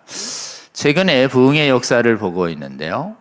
최근에 오는 부흥의 역사일수록 종교개혁기에는 신학자들이 부흥을 주도했지만 최근에 17, 18, 19, 20세기를 접어들면서 신학이 오염되자 하나님은 부흥의 주역들을 신학자들보다는 평신도 말씀 사역자를 쓰시고 점점점 최근으로 올수록 기도자들을 통해서 하나님의 교회를 부흥시키고 지키시고 각성시키는 것이 아주 뚜렷해지고 있습니다. 그래서 하나님께서 여러 번의 교회사를 통해서 기도가 얼마나 중요한지를 보여주고 계신데요. 여러분, 문제 생길 때마다 자꾸 도서관 가지 마시고 도서관 갈 시간에 한 2분의 1이라도 해서 기도하는 시간 해주시면 어떨까 싶습니다. 그리고 최근에 교회사가 하나님께서 기도를 통해서 교회를 지키시고 있는 모습을 보게 됩니다. 여러 가지로 학문과 지성적인 여러 가지 논쟁들이 많은 우리 성수협 사역이 인본적 논쟁에 빠지지 않기 위해선 기도가 꼭 필요합니다. 뜻을 같이 하시는 분들 함께 해주시고요. 하나님께서 보시면 이 기도가 아주 작은 자의 기도도 소수의 기도도 하나님께서 귀하게 쓰시는 것을 굉장히 많이 보게 됩니다. 우리 하나나라 언약산 기도에 여러분 뜻 되시는 대로 함께 해주시면 좋겠습니다. 매주 목요일 성수협 소그룹을 마치고 산으로 이동하는데요. 형편이 되시는 것 동참해 주시면 좋겠습니다. 다음이요. 네, 다음 시간에는 이제 선교에 있어서 다시 한번 개혁주의적 또는 복음주의적 선교가 무엇인가에 대해서 참 귀하신 분들입니다. 제가 이 선교학 분야를 보니까 세계의 지금 복음전도의 집중과 본래적 책임을 흐리는 선교학이 주도를 이루고 있어요. 미시오데이와 총체적 선교 이러면서 복음전도에 우선합니다. 그러면 아멘, 할렐루야 막 선교학계에 가면 그래야 되잖아요. 근데 요즘 어떻게 된 건지 선교자 단체에 가서 여러분 지금도 앞으로도 변함없이 예수 그리스도의 십자가의 대속과 부활을 믿는 믿음으로 영생 얻는 복음을 힘껏 가장 우선 전합시다 이러면 분위기가 싸해진다는 거예요. 참 안타깝습니다. 그래서 오늘날 지금 선교학계에서 변하지 않는 성경적 선교가 무엇인가 이 부분을 우리나라의 가장 큰 교단 합동교단 청신교단의 선교학 주임 교수이신 우리 배춘섭 교수님 오셔서 한국의 가장 큰 선교단체인 GMS가 복음 전도를 우선하는 이런 선교학을 견지하고 있다는 게 참 귀하고 다행한 일이다 이렇게 생각합니다. 귀하신 분입니다.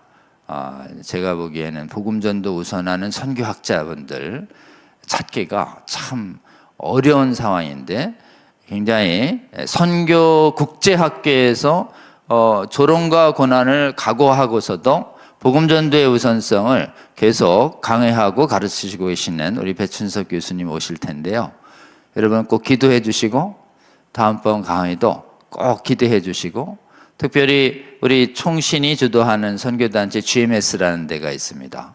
그 GMS 선교단체도 정말 성경적인 선교 신학을 실천을 잘 유지 보존할 수 있는 선교단체 되도록 함께 기도해 주시면 좋겠습니다. 다음이요. 네, 우리 이제 유배원 목사님의 귀한 강의 오늘 좀 잘 들었습니다. 시간이 이제 거의 2시간 거의 지났습니다. 오늘 성수협 57회 긴 시간 함께 해주신 여러분 감사합니다. 그럼 또 다음 주까지 여러분 또 잘 평안하게 지내시고요. 다음 주에 또 뵙도록 하겠습니다. 감사합니다. 고맙습니다.